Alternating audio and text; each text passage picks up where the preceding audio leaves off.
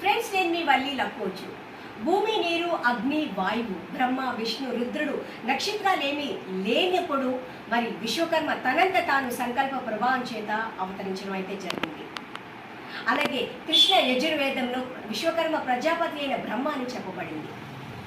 దేవశిల్పి, వాస్తుశిల్పి అయిన విశ్వకర్మ మరి ఎన్నో దేవాలయాలను, ఇంద్ర భవనాలను నిర్మించిన ఘనత ఆయనకే దక్కుతుంది.